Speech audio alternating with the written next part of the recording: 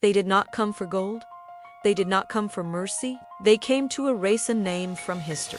A land that once breathed freedom now whispered its last prayer. And standing between extinction and survival was one warrior. They called him Blade. This is not a legend told by victors. This is the story of those who refused to kneel. The land was called Aurelian, not because it was rich, but because it was free. Here, no tyrant ruled by fear, no crown sat above the people. Every sword was earned, every voice mattered. The people of Aurelian didn't hoard wealth, they celebrated life. They built homes from the ancient trees of the Whisperwood and fished in the crystal-clear waters of the Serpent River. Their children learned stories not of kings and conquests, but of the sun, the moon, and the earth that gave them everything. Their festivals were loud, filled with music and laughter that echoed through the valleys. But freedom is loud, and tyrants hate noise. From beyond the Black Ridge, a desolate land of rock and ash, came to Tyrani.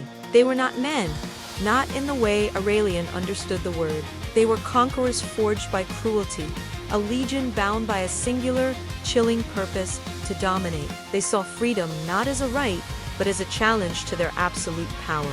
They burned cities to warm their camps. They enslaved children to break the future, turning hope into a tool of control. And where they marched, the very soil seemed to die. The vibrant green of Aurelian's fields turned to ash. The rivers ran thick with soot, and the air filled with a silence more terrifying than any scream.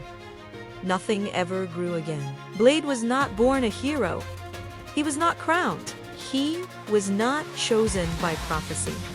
He was forged by loss. He remembered a different time, a time before the shadow of the tyranny fell upon the land. When they came once before, in a swift, brutal raid on the outer villages, they took everything from him. They took his family. They took his name. They left a boy hiding in the ashes of his home, with nothing but the ghosts of laughter and the smell of smoke.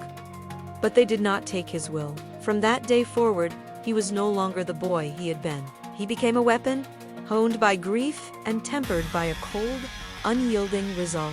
Blade did not fight for glory. He fought because if he didn't, there would be nothing left to save. No warrior survives alone. So Blade gathered those the tyranny failed to break, the scattered embers of resistance that still glowed in the encroaching dark. First, there was Lyra, the Hawk of the East, an archer whose eyes saw not just targets, but the reasons behind them. She never missed, because she never shot without purpose. Each arrow was a sentence, delivered with cold, calculated precision. Then came Thorn, the Iron Bear, once a farmer whose hands were used to tending the earth.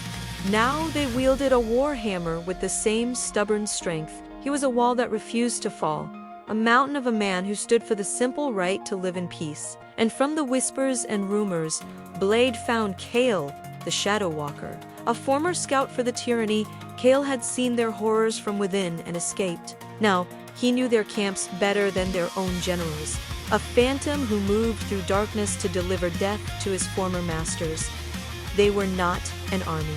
They were survivors. The fragile peace they had guarded was shattered one evening. A scout, his face pale and his breath ragged, rode into their hidden camp and fell from his horse. "They're coming," he gasped, clutching a deep wound in his side. Thousands. By nightfall, a heavy silence fell over the small group. The tyranny did not negotiate. They announced death. Blade looked past the worried faces of his companions, toward the land behind him. The homes, the people, the last vestiges of a free Aurelian. Running would save some of them, for a time. But standing, here and now, might save everyone. Blade's voice was calm, controlled, cutting through the fear. If they want this land, they will have to walk through us. There was no time for speeches, no time for fear, only choices. The camp erupted into a flurry of quiet, purposeful activity. Blades were sharpened until their edges gleamed in the firelight. Villagers from the nearby settlements were guided into hidden caves, their faces a mixture of terror and trust. Defensive fires were lit along the perimeter of the valley, designed to funnel the enemy into a narrow pass. Lyra climbed the highest watchtower, her quiver full, her gaze fixed on the horizon. Kale vanished into the growing twilight, a ghost on his way to sow chaos among the enemy ranks. Thorn stood at the narrow entrance to the valley, his hammer resting on his shoulder, a solitary guardian. And Blade planted his sword into the earth before him and knelt. Not to pray, but to remember. Every name lost, every scream unanswered. He let the pain fuel him, turning it into a promise. Tonight, the Tyrani would hear them all. The ground began to shake, a low, deep tremor that grew into a thunderous rhythm.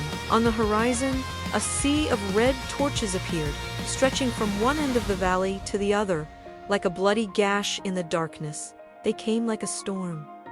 Drums beating, a heart of war. Armor clashing like 1,000 grinding teeth.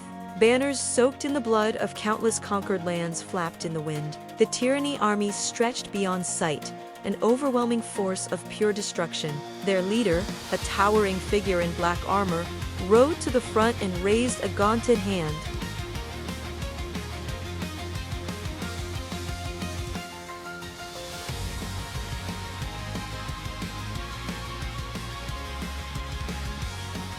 He raised his sword, its tip catching the light of the enemy's torches, and free ground does not kneel. The first arrow flew before the last word faded. A silver streak in the darkness, Lyra's shot struck true, and the Tyrani commander choked on his own arrogance. An arrow sprouting from his throat. Chaos erupted. The Tyrani war horns blared, and the legion surged forward. Steel met steel in a brutal, deafening chorus. Fire met flesh. Thorn roared a sound of pure defiance and charged into the front lines, his hammer carving a path through the enemy. Kale emerged from the darkness within the Tyrani ranks, twin blades flashing, turning their numbers against them. And Blade moved like the storm itself, a whirlwind of focused fury, his sword a blur of silver light. He met the charge head-on, his every strike a testament to his promise. This was not the end of the story. This was the beginning of the war. And by dawn, the land would remember who fought for it.